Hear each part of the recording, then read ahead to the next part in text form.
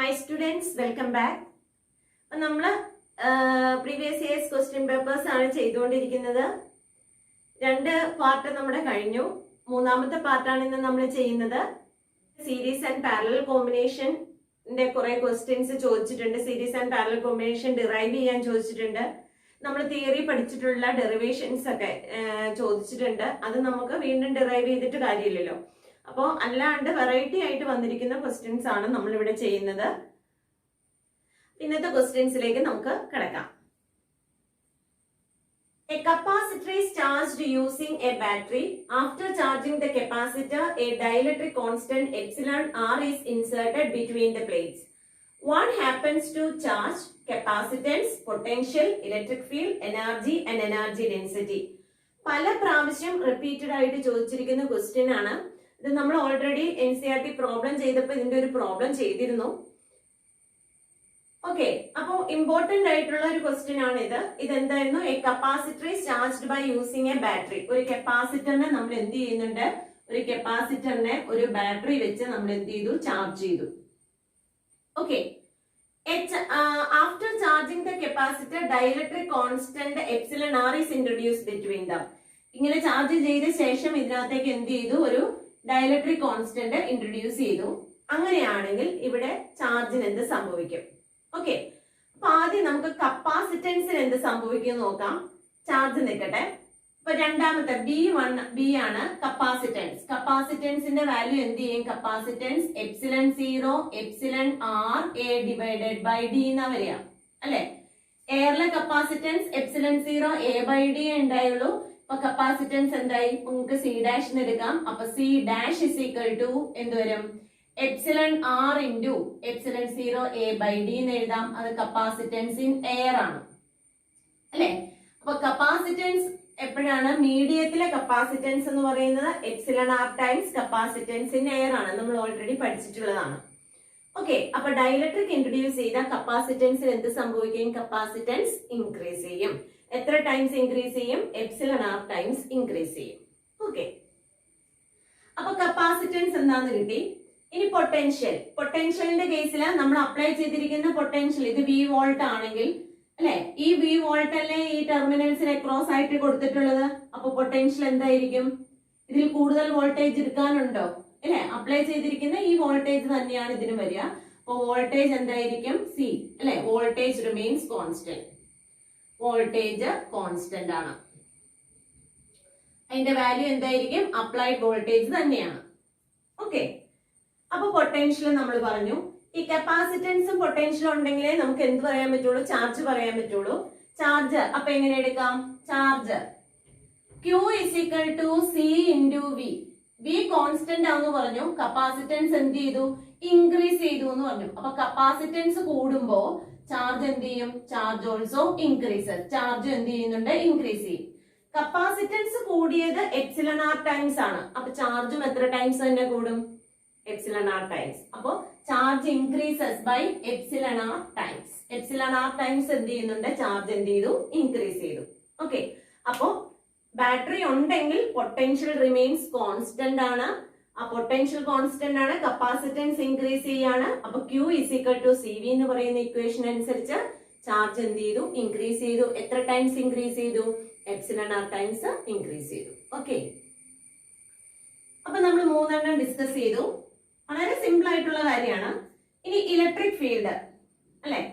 Electric field എന്ന് പറയുമ്പോ E is equal to sigma divided by epsilon 0 അല്ലെ. E is equal to sigma by epsilon 0 ആണ്.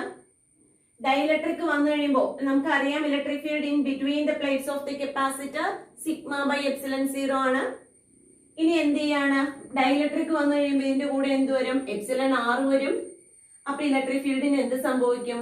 അല്ലെ, ഡിനോമിനേറ്ററിലാണ്. ഡിനോമിനേറ്ററിൽ ഒരു കൂടുതൽ ടേം, അഡീഷണൽ ടേം വന്നു. അപ്പൊ അവിടെ എന്ത് ചെയ്യാണ്? Electric field decreases. അപ്പൊ ഇലക്ട്രിക് ഫീൽഡ് ഡിക്രീസ് ചെയ്യാണ് ബൈ എത്ര ടൈംസ് ആണ്? 1 by epsilon r times decrease ചെയ്യും അല്ലെ. ഇനി അപ്പൊ ഇലക്ട്രിക് ഫീൽഡ് ആയി. ഇക്വേഷൻസ് എല്ലാത്തിന്റെ അറിയാമെങ്കിൽ വളരെ സിമ്പിൾ ആണ്. ഡി ആണ്. ഇനി അടുത്ത ഏത് വരും? Energy. Energy stored in the capacitor. എനർജിയുടെ ഇക്വേഷൻ നമുക്കറിയാം. Energy is equal to half c v square അല്ലെ, ഹാഫ് സി വി സ്ക്വയർ ആണ്. അതിനകത്ത് വി കോൺസ്റ്റന്റ് ആണ്, ഹാഫ് കോൺസ്റ്റന്റ് ആണ്, അപ്പൊ ഹാഫ് വി സ്ക്വയർ കോൺസ്റ്റന്റ് ആണ്. ഇനി കപ്പാസിറ്റൻസ് ആണ് അവിടെ എന്ത് വരിക, ചേഞ്ച് ചെയ്യുന്ന ക്വാണ്ടിറ്റി. കപ്പാസിറ്റൻസ് എന്ത് ചെയ്യാന്ന് പറഞ്ഞിരിക്കുന്നത്, കപ്പാസിറ്റൻസ് ഇൻക്രീസ് ചെയ്യാണ്. അപ്പോ സി ഇൻക്രീസ് ചെയ്യുമ്പോൾ എനർജി എന്ത് ചെയ്യും, എനർജി ഓൾസോ ഇൻക്രീസസ് അല്ലെ. കപ്പാസിറ്റൻസ് കൂടുന്നതിനനുസരിച്ച് ഇവിടെ എന്ത് വരും, എനർജി എന്ത് ചെയ്യാണ്, ഇൻക്രീസ് ചെയ്യാണ്. അപ്പൊ എനർജി എങ്ങനെ ഇൻക്രീസ് ചെയ്യുന്നത് അല്ലെ, എനർജി ഇൻക്രീസസ് ആണ് എത്ര times, capacitance epsilon r times ആണ് ഇൻക്രീസ് ചെയ്യുക. അപ്പൊ എനർജിയും എന്ത് വരും, എപ്സിലൺ ആർ ടൈംസ് ഇൻക്രീസ് ചെയ്യും. നെക്സ്റ്റ് വൺ എന്ന് പറയുന്നത് എനർജി ഡെൻസിറ്റി. എനർജി ഡെൻസിറ്റി നമ്മൾ പറയുന്നുണ്ട് energy stored per unit volume. Okay, energy stored per unit volume ആണ്. That is equal to half epsilon 0 into E square എന്നല്ലേ പഠിച്ചത്. ഓക്കെ, ഇനി medium insert വരുമ്പോ അല്ലെ, മീഡിയം ഉണ്ടെങ്കിൽ എപ്സിലൺ 0 ഇൻറ്റു എപ്സിലൺ ആർ വരുന്നുണ്ട്. ഓക്കെ, ഇപ്പൊ ഇവിടെ epsilon 0 epsilon r into E square എന്ന് വരുന്നതുകൊണ്ട് പെട്ടെന്ന് നമുക്ക് എഴുതാനുള്ള ടെൻഡൻസി എന്താ, എനർജി ഡെൻസിറ്റി കൂടുന്നു എന്നായിരിക്കും. പക്ഷെ അങ്ങനെയല്ല, ഇവിടെ ഇ സ്ക്വയർ ഉണ്ട് അല്ലെ. ഇ സ്ക്വയർ എന്ന് പറഞ്ഞ ഈ എന്ത് ചെയ്യാണ്, ഇലക്ട്രിക് ഫീൽഡ് എന്ത് ചെയ്യാണ്, ഇലക്ട്രിക് ഫീൽഡ് ഡിക്രീസസ് ആണ്, 1/r ആണ്. അപ്പൊ ഇ സ്ക്വയർ വരുമ്പോ 1/ε r സ്ക്വയർ വരും.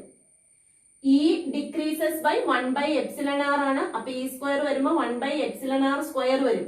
അപ്പൊ ഈ ഒരു എപ്സിലൺ ആർ അവിടുത്തെ താഴത്തെ എപ്സിലൺ ആറുമായിട്ട് എന്ത് ചെയ്യും, കട്ട് ചെയ്ത് പോവും. അപ്പൊ ഇനി എന്തേ വരുള്ളൂ, എനർജി ഡെൻസിറ്റി എന്ത് വരും, ഡിക്രീസസ്. ഓക്കെ, അപ്പൊ ഇങ്ങനെയാണ് വരുന്നത്, half epsilon 0 epsilon r into E സ്ക്വയറിനടുത്ത് sigma square divided by epsilon 0 square into epsilon r square എന്ന് വരും അല്ലെ.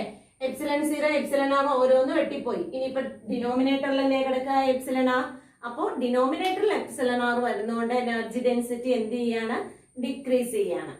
ഓക്കെ, അപ്പൊ ഇതെല്ലാം ആയിരുന്നു നമ്മുടെ എന്തെന്ന് പറയാ, ഓരോന്നിനും സംഭവിക്കുന്ന ഡൈഇലക്ട്രിക് കോൺസ്റ്റന്റ് ഇൻട്രൊഡ്യൂസ് ചെയ്ത് കഴിയുമ്പോൾ ഓരോന്നിനും സംഭവിക്കുന്നത് അല്ലെ, ഓരോ ടേമിനും അല്ലെങ്കിൽ ഓരോ ഫിസിക്കൽ ടേംസിനും സംഭവിക്കുന്നത് എങ്ങനെയാണെന്നുള്ള കേസാണ് നമ്മൾ ഈ പറഞ്ഞത്. ഓക്കെ, ഇനി ഇവിടെ നിന്ന് വരാവുന്ന വേറൊരു ക്വസ്റ്റ്യൻ എന്ന് പറയുന്നത്, ആഫ്റ്റർ ചാർജിങ് ദ കപ്പാസിറ്റർ അല്ലെ, കപ്പാസിറ്ററിനെ നമ്മൾ എന്ത് ചെയ്യാണ്, ചാർജ് ചെയ്തു. ചാർജ് ചെയ്ത ശേഷം നമ്മൾ എന്ത് ചെയ്യാണ്, ബാറ്ററി അങ്ങ് റിമൂവ് ചെയ്തു. ഓക്കെ, ബാറ്ററി റിമൂവ് ചെയ്തതിനും ശേഷം എന്ത് ചെയ്യാണ്, ഡൈഇലക്ട്രിക് ഇൻട്രൊഡ്യൂസ് ചെയ്യാണ്. ഓക്കെ, അപ്പൊ ചാർജ് ചെയ്തു, ആദ്യം കപ്പാസിറ്ററിനെ ചാർജ് ചെയ്തു, എന്നിട്ട് ബാറ്ററി മാറ്റി കഴിഞ്ഞിട്ട് ഒരു ഡൈഇലക്ട്രിക് കൊണ്ടുപോയി അവിടെ ഇൻട്രൊഡ്യൂസ് ചെയ്തു. ഓക്കെ, അങ്ങനെ ഡൈഇലക്ട്രിക് ഇൻട്രൊഡ്യൂസ് ചെയ്യുമ്പോൾ what will happen to charge. Okay, ചാർജിന് എന്ത് സംഭവിക്കും, ഇവിടെ നോക്കിക്കേ. ചാർജ് എന്ന് പറയുന്ന ഇനി ഈ കപ്പാസിറ്ററിന് ചാർജ് എവിടെ നിന്നെങ്കിലും എടുക്കാനുണ്ടോ, ഇവിടെ ഒരു വോൾട്ടേജ് സോഴ്സ് ഉണ്ടെങ്കിൽ ആ വോൾട്ടേജ് സോഴ്സിൽ നിന്ന് ചാർജ് എടുത്തുകൊണ്ടിരിക്കാം അല്ലെ. അപ്പൊ ഇവിടെ വോൾട്ടേജ് സോഴ്സ് ഇല്ലാത്തത് കൊണ്ട് ചാർജ് എടുക്കാൻ പറ്റുമോ, ഇല്ല. അപ്പൊ ചാർജ് ഇവിടെ എന്തായിരിക്കും, ചാർജ് റിമെയിൻസ് കോൺസ്റ്റന്റ്. ഓക്കെ, അപ്പൊ ചാർജ് ഇവിടെ എന്താണ്, കോൺസ്റ്റന്റ് ആണ്.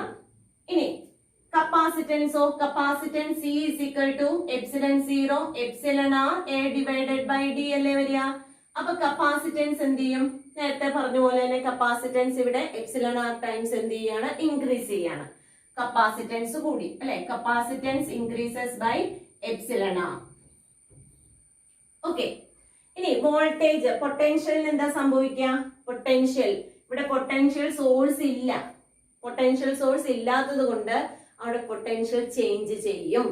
എങ്ങനെയാ ചേഞ്ച് ചെയ്യുക, ഡൈഇലക്ട്രിക് ഇൻട്രൊഡ്യൂസ് ചെയ്തപ്പോ നമ്മൾ ആദ്യമേ ഉണ്ടായിരുന്ന അല്ലെ ആ പൊട്ടൻഷ്യൽ എന്ത് ചെയ്യും, ഡൈഇലക്ട്രിക്കും കൂടി ഷെയർ ചെയ്ത് വരുമ്പോൾ പൊട്ടൻഷ്യലിന് അവിടെ ഡിക്രീസ് ആണ് ഉണ്ടാവുന്നത്. ആ പൊട്ടൻഷ്യൽ കണ്ടുപിടിക്കാൻ V is equal to നമുക്കറിയാം Q divided by C. Charge constant ആണ്. C എന്ത് ചെയ്തു, എപ്സിലൺ r ടൈംസ് കൂടി അല്ലെ. Q ഡിവൈഡഡ് ബൈ ഇവിടെ C ഡാഷ് എന്ന് എടുക്കാം, that is epsilon r into C. Q by C നെ നമുക്ക് എന്ത് കൊടുക്കാം, V എന്ന് കൊടുക്കാം. അപ്പൊ ഇത് V ഡാഷ് ആയിട്ട് എടുക്കാം. അപ്പൊ എന്ത് വരും, V divided by epsilon r. ഓക്കെ, അപ്പൊ പുതിയ പൊട്ടൻഷ്യൽ എത്രയാണ്, പുതിയ പൊട്ടൻഷ്യൽ എന്ന് പറയുന്നത് V divided by epsilon r. ആദ്യം കൊടുത്ത പൊട്ടൻഷ്യലിനെ എത്ര പ്രാവശ്യം എപ്സിലൺ r കൊണ്ട് ഡിവൈഡ് ചെയ്യുമ്പോൾ കിട്ടുന്നതാണ് എന്ന് പറയാ പുതിയ പൊട്ടൻഷ്യൽ. അപ്പോ ഇവിടെ ചാർജിങ് ബാറ്ററി ഇല്ല എങ്കിൽ പൊട്ടൻഷ്യൽ എന്ത് ചെയ്യാണ്? പൊട്ടൻഷ്യൽ കുറഞ്ഞു വരികയാണ്. ഓക്കെ, എപ്സിലോൺ ആർ ടൈംസ് അങ്ങ് കുറയും. ഓക്കെ, ഇനി നമുക്ക് അറിയേണ്ടത് ഇപ്പൊ പൊട്ടൻഷ്യലിന്റെ കേസ് പറഞ്ഞു. ഇനി ഇലക്ട്രിക് ഫീൽഡ് എന്തായിരിക്കും? Electric field is equal to sigma by epsilon 0 തന്നെയാണല്ലോ. ഓക്കെ, അപ്പൊ sigma by electric field e is equal to sigma divided by epsilon 0. അതിന്റെ കൂടെ എന്തെന്നും വരും? എപ്സിലോൺ ആർ എന്നും കൂടെ വരും. അപ്പൊ അവിടെ എന്താ സംഭവിക്കുക? Electric field decreases. Okay, electric field decreases ആണ്. നമുക്ക് എനർജി എങ്ങനെയാണെന്ന് നോക്കാം. എനർജിയുടെ ഇക്വേഷൻ എന്താണ്? Energy is equal to half c v square ആണ് അല്ലെ. അപ്പോ ഇപ്പത്തെ എനർജി എന്ന് പറഞ്ഞാൽ യു ഡാഷ് എന്ന് എടുക്കാം. യു ഡാഷ് ആകുമ്പോ half into C dash into V dash square എന്ന് എടുക്കാം. That is equal to half into C ഡാഷിന് പകരം നമുക്ക് സി ഇൻറ്റു എപ്സിലോൺ ആർ എന്ന് കൊടുക്കാലോ, ഇൻറ്റു വി ഡാഷിന് പകരം v by epsilon r the whole square എന്നും കൊടുക്കാം അല്ലെ. അപ്പൊ ഇവിടെ എന്ത് വരും? എപ്സിലോൺ ആർ നോക്കിയേ, half into c into epsilon r into v square divided by epsilon r square എന്ന് വരും. എപ്സിലോൺ ആർ സ്ക്വയറിലേക്ക് ക്യാൻസൽ ചെയ്തു. ബാക്കി ഇനി എന്ത് വരും? Half c v square by epsilon r എന്നാണ് വരിക. അപ്പൊ എനർജി എന്താ സംഭവിക്കുക? എനർജി കുറയാണ് അവിടെ ചെയ്യാം. ഓക്കെ, അപ്പൊ ഈ കേസിൽ ഇവിടെ എന്ത് വരും? എനർജി എന്ത് ചെയ്തു? ഡിക്രീസ് ചെയ്യാണ് ചെയ്യാം അല്ലെ. ബാറ്ററി ഇവിടെ ഇല്ലെങ്കിൽ എനർജി ഡിക്രീസ് ചെയ്തു. എത്ര ടൈംസ്? 1 by epsilon r. ഇനി എനർജി ഡെൻസിറ്റിയുടെ കാര്യം എടുത്താലോ. എനർജി ഡെൻസിറ്റി ആണെങ്കിൽ u by v is equal to half epsilon 0 into E square. That is half into epsilon 0 into epsilon r into e സ്ക്വയറിന് പകരം sigma square divided by epsilon 0 square into epsilon r square എന്നല്ലേ വരിക. E is equal to sigma by epsilon 0 epsilon r നമ്മൾ നേരത്തെ എഴുതി അല്ലെ. അപ്പൊ എന്നെ സ്ക്വയർ ചെയ്ത് എഴുതി. അപ്പൊ എപ്സിലോൺ 0 എപ്സിലോൺ ആർ ഇവിടെ എന്ത് ചെയ്യാണ്? ക്യാൻസൽ ആയി പോയി. ബാക്കി എന്ത് വരും? Sigma square divide by 2 epsilon 0 into epsilon r എന്ന് വരും. ഇവിടെ എനർജി ഡെൻസിറ്റി എന്ത് ചെയ്യാണ്? കുറയുക തന്നെയാണ് ചെയ്യുക. അപ്പൊ ഇലക്ട്രിക് ഫീൽഡ് എപ്പോഴും കുറയാണ് അല്ലെ. ചാർജ് ബാറ്ററി ഉണ്ടെങ്കിലും ബാറ്ററി ഇല്ലെങ്കിലും ഇലക്ട്രിക് ഫീൽഡ് അവിടെ എന്ത് ചെയ്യും? ഡിക്രീസ് ചെയ്യും. അപ്പൊ എനർജി ഡെൻസിറ്റിയും അവിടെ എന്ത് തന്നെയാണ്? ഡിക്രീസ് ചെയ്യാണ്. ഓക്കെ, ബാക്കിയുള്ളതിനൊക്കെ ചേഞ്ച് വരുന്നുണ്ട്. കപ്പാസിറ്റൻസ് എപ്പോഴും എന്ത് ചെയ്യാണ്? രണ്ട് കേസിലും ഇൻക്രീസ് ചെയ്യാണ്. ബാക്കി എല്ലാ ടേംസും എന്ത് ചെയ്യും? ചേഞ്ച് ചെയ്ത് വരും. ഇത് 2-3 പ്രാവശ്യം ചോദിച്ച് കണ്ടിട്ടുണ്ട്. അപ്പൊ ചാർജിങ് ബാറ്ററി ഉള്ളപ്പോഴുള്ള കേസ് പറയുക, ചാർജിങ് ബാറ്ററി ഇല്ലാത്ത കേസും എക്സ്പ്ലെയിൻ ചെയ്യുക. നന്നായിട്ട് പഠിച്ചിരിക്കാം. ഓക്കെ, ക്വസ്റ്റ്യൻ എന്ന് പറയുന്നത് electric lines of A positive charges as shown in figure അല്ലെ. തന്നിരിക്കുന്ന പോലെ ഒരു പോസിറ്റീവ് ചാർജിൽ നിന്ന് പുറത്തേക്കാണ് ലൈൻസ് ഓഫ് ഫോഴ്സ് എന്ത് ചെയ്യുക? എമർജ് ഔട്ട് ചെയ്യുക. Give the sign of v p minus v q അല്ലെ. വി പിയുടെയും വി ക്യുവിന്റെയും സൈൻ ആണ് അറിയേണ്ടത്. അപ്പൊ ഇവിടെ നിന്ന് നമുക്ക് നോക്കാം. ഈ ടി എന്ന് പറയുന്ന പോയിന്റ് ചാർജിന് വളരെ അടുത്താണ് അല്ലെ. അങ്ങനെ വളരെ അടുത്താണെങ്കിൽ അവിടുത്തെ പൊട്ടൻഷ്യൽ എങ്ങനെയായിരിക്കും? കൂടുതലായിരിക്കും. അങ്ങനെ പറയുമ്പോൾ മനസ്സിലാകാത്തവർക്ക് V is equal to 1 by 4 pi epsilon 0 into Q divided by R ആണല്ലോ. R വളരെ കുറവാണ്, ഡിസ്റ്റൻസ് വളരെ കുറവാണ് അല്ലെ. P എന്ന് പറയുന്ന പോയിന്റ് ചാർജിന് വളരെ അടുത്താണ്. അപ്പൊ R വളരെ കുറവാണെങ്കിൽ V എന്തായിരിക്കും? കൂടുതലായിരിക്കും. അപ്പൊ VP കൂടുതലാണ് അല്ലെ ആരേക്കാളും. VQ എന്ന് പറയുന്ന ഡിസ്റ്റൻസ് കുറച്ചും കൂടെ കൂടുതലുണ്ടല്ലോ. അപ്പൊ എന്തുവരും? VQ-വിനേക്കാളും VP എന്തായിരിക്കും? കൂടുതലായിരിക്കും. അപ്പൊ what is VP minus VQ? VP minus VQ എന്ന് പറയുന്നതിന്റെ സൈൻ എന്തായിരിക്കും? പോസിറ്റീവ് ആയിരിക്കും അല്ലെ. VP മൈനസ് VQ അപ്പൊ എന്താണ്? പോസിറ്റീവ് ആണ്. ഇനി give the sign of the work done by the field in moving a small charge from Q to P. Qവിൽ നിന്ന് നമുക്ക് Pയിലേക്ക് കൊണ്ടുവരണം. അതിനാവശ്യമായ വർക്ക് ഡണിന്റെ സൈൻ എത്രയാണ്? Qവിൽ നിന്ന് Pയിലേക്ക് കൊണ്ടുവരിക എന്ന് പറഞ്ഞു കഴിഞ്ഞാൽ അവിടെ എന്താ? Work done against the electrostatic force of repulsion ആണ് അല്ലെ. അപ്പൊ നമുക്കൊരു ചാർജ് ഉണ്ടെങ്കിൽ ഈ ചാർജിനെ അല്ലെ, ചാർജിനെ നമുക്ക് എന്ത് ചെയ്യാണ്? ഒരു ചാർജിനെ നമുക്ക് ഇങ്ങോട്ടാണ് കൊണ്ടുവരേണ്ടത്. അപ്പൊ ഈ ചാർജും ഇതിപ്പോ +1 കൂളംബ് ആണെങ്കിൽ ആ ചാർജും ഇതും എങ്ങനെയാണ്? രണ്ടും പോസിറ്റീവ് ആണ്. പോസിറ്റീവും തമ്മിൽ അവിടെ എന്ത് ചെയ്യും? റിപ്പൽഷൻ നടക്കും. അപ്പൊ ഇവിടുത്തെ വർക്ക് ഡൺ എന്തായി മാറും? റിപ്പൾസീവ് ഫോഴ്സിന് എഗെയിൻസ്റ്റ് ആയിട്ടാണ് കൊണ്ടുവരുന്നത്. അപ്പോ അവിടെ എന്തുവരും? സൈൻ എന്തായിട്ടാ വരിക? നെഗറ്റീവ് ആണ്. Work done against the repulsive force ആണ്. അപ്പൊ വർക്ക് ഡൺ അവിടെ എന്തുവരും? നെഗറ്റീവ് ആണ്. അല്ലെങ്കിൽ നമ്മൾ വർക്ക് ഡൺ പഠിച്ചിട്ടുണ്ട്. Positive work done, negative work done ഒക്കെ പറഞ്ഞിട്ടുണ്ട്. അതിനകത്ത് നമ്മൾ പഠിച്ചേക്കുന്നത് ഫോഴ്സ് ആൻഡ് ഡിസ്പ്ലേസ്മെന്റ് ഒരേ ഡയറക്ഷൻ ആണെങ്കിൽ പോസിറ്റീവ്, ഫോഴ്സ് ആൻഡ് ഡിസ്പ്ലേസ്മെന്റ് ഒരേ ഡയറക്ഷൻ ഓപ്പോസിറ്റ് ഡയറക്ഷൻ ആണെങ്കിൽ നെഗറ്റീവ്. ഇവിടെ നോക്കിയേ, റിപ്പൾസീവ് ഫോഴ്സ് ഇങ്ങോട്ടാണ്, വർക്ക് ചെയ്യുന്നത് നേരെ ഓപ്പോസിറ്റ് ഡയറക്ഷൻ ആണ്. അപ്പൊ അവ തമ്മിലുള്ള സൈൻ എന്തായിരിക്കും? നെഗറ്റീവ് ആണ്. മനസ്സിലായല്ലോ? ഓക്കെ, അപ്പൊ വർക്ക് ഡൺ സൈൻ എന്താണ്? നെഗറ്റീവ് ആണ്. ഇനി what is the shape of the equipotential surface? എങ്ങനെയായിരിക്കും ഇക്വിപൊട്ടൻഷ്യൽ സർഫസ്? ഇവിടുത്തെ ഇക്വിപൊട്ടൻഷ്യൽ സർഫസ് എങ്ങനെയാ വരിക?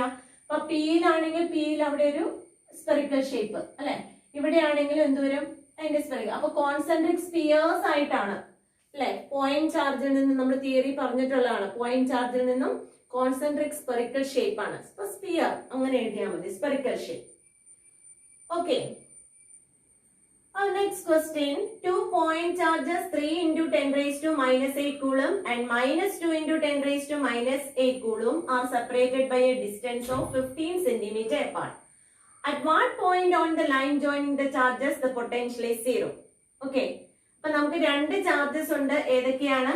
3 into 10 raised to minus 8 എന്ന് പറയുന്ന ഒരു ചാർജും രണ്ടാമത്തെ charge -2 into 10 raised to minus 8 എന്ന് പറയുന്ന രണ്ടാമത്തെ ചാർജും ഉണ്ട്. ഇവ തമ്മിലുള്ള ഡിസ്റ്റൻസ് എത്രയാണ്? 15 സെന്റിമീറ്റർ. രണ്ടെണ്ണത്തിനും ഇടയിൽ 15 സെന്റിമീറ്റർ ആണ്. ഓക്കെ, ഇനി at what point on the line joining the charges potential is equal to 0? ഏതോ ഒരു പോയിന്റിലെ പൊട്ടൻഷ്യൽ എത്രയാണ്? 0 ആണ്. ആ പോയിന്റ് ഏതാണെന്ന് കണ്ടുപിടിക്കാനാണ് പറഞ്ഞിട്ടുള്ളത്.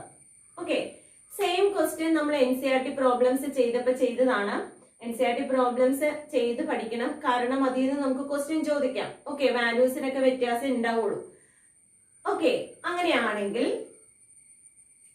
നമുക്ക് പറയാം 3 into 10 raised to minus 8 Coulomb ഇവിടെ ഒരു പൊട്ടൻഷ്യൽ പ്രൊഡ്യൂസ് ചെയ്യും. ആ പൊട്ടൻഷ്യലിനെ നമുക്ക് V1 എടുക്കാം. -2 into 10 raised to minus 8 ഇവിടെ ഒരു പൊട്ടൻഷ്യലിനെ പ്രൊഡ്യൂസ് ചെയ്യും. അതിനെ നമുക്ക് V2 എന്ന് എടുക്കാം. അപ്പൊ ടോട്ടൽ പൊട്ടൻഷ്യൽ എങ്ങനെ എടുക്കാം? പൊട്ടൻഷ്യൽ സ്കെയിലാർ ക്വാണ്ടിറ്റി ആയതുകൊണ്ട് നമുക്ക് രണ്ടും തമ്മിൽ എന്ത് ചെയ്യാം? ആഡ് ചെയ്യാം. ടോട്ടൽ പൊട്ടൻഷ്യൽ നമ്മളോട് പറഞ്ഞിട്ടുണ്ട് 0 ആണെന്നും പറഞ്ഞിട്ടുണ്ട്. ആ പോയിന്റിലെ പൊട്ടൻഷ്യൽ എത്രയാണ്? 0 എന്നും പറഞ്ഞിട്ടുണ്ട്. ഓക്കെ, അപ്പൊ ഇനി നമുക്ക് ഇവിടെ നിന്ന് എങ്ങനെ എഴുതാം? V1 is equal to നമുക്ക് ഇവിടെ നിന്ന് -V2 എന്ന് എഴുതാം. ഈ ഇക്വേഷൻ അനുസരിച്ച് V1 plus V2 0 ആണെങ്കിൽ V1 is equal to -V2.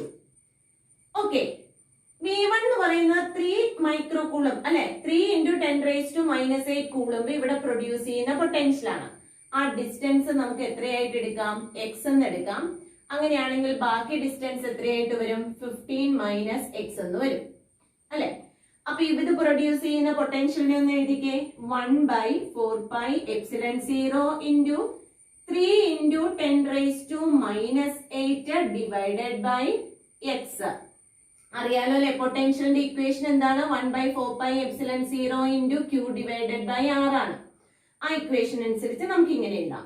That is equal to minus V2 എന്ന് പറയുന്നത് 1/4πε0 into അല്ലെ -2 into 10 raised to minus 8 Coulomb ഇവിടെ പ്രൊഡ്യൂസ് ചെയ്യുന്ന പൊട്ടൻഷ്യൽ ആണ്. അപ്പൊ അതിനെ നമുക്ക് എങ്ങനെ എഴുതാം? -2 into 10 raised to minus 8 divided by 15 minus X. Okay, ചാർജിന്റെ സൈൻ നമ്മൾ ഇവിടെ എടുത്തത് എന്താണെന്ന് അറിയാലോ? സ്കെയിലാർ ക്വാണ്ടിറ്റി ആയതുകൊണ്ട് നമ്മൾ എന്ത് ചെയ്യും? ചാർജിന്റെ സൈനും എടുക്കണം. ഓക്കെ, മൈനസും കൂടെ ക്യാൻസൽ ആയി, അതെന്തായി? പ്ലസ് ആയിട്ടുണ്ട്. 1/4πε0 രണ്ട് സൈഡിൽ നിന്നും ക്യാൻസൽ ചെയ്തു. 10 raised to minus 8 രണ്ട് സൈഡിൽ നിന്നും ക്യാൻസൽ ചെയ്തു. അപ്പൊ എന്ത് വന്നു? 3 divided by X is equal to 2 divided by 15 minus X. Okay, ഇനി ക്രോസ് ചെയ്ത് എഴുതാം. അപ്പൊ 3 into 15 minus X is equal to 2X. ഒന്ന് എക്സ്പാൻഡ് ചെയ്യാം. 15 into 3 45 ആണ് വരുന്നത് അല്ലെ. 15 × 1 45 വരും. അപ്പൊ 3X is equal to 2X. അപ്പൊ 45 equal to എന്തെന്ന് പറഞ്ഞ് എഴുതാം? 45 is equal to -3X അപ്പുറം ചെല്ലുമ്പോ +3X ആണ്. അപ്പൊ എന്ത് വരും? 5X. അപ്പൊ X is equal to 45 divided by 5. Okay, എത്രയാ വരിക? 9 അല്ലെ. 45 divided by 5 എന്ന് പറഞ്ഞാൽ 9 ആണ്. അപ്പൊ 9 സെന്റിമീറ്റേഴ്സ് ആണ് ഏത്? Distance X. അപ്പൊ 3 into 10 raised to minus 8 കൂളംബിൽ നിന്ന് എത്ര ഡിസ്റ്റൻസ് അകലെയാണ് പൊട്ടൻഷ്യൽ 0? 9 സെന്റിമീറ്റർ അകലെയാണ് പൊട്ടൻഷ്യൽ 0. അങ്ങനെയാണെങ്കിൽ -2 × 10⁻⁻8 നിന്ന് എത്ര ഡിസ്റ്റൻസ് അകലെയാണ്?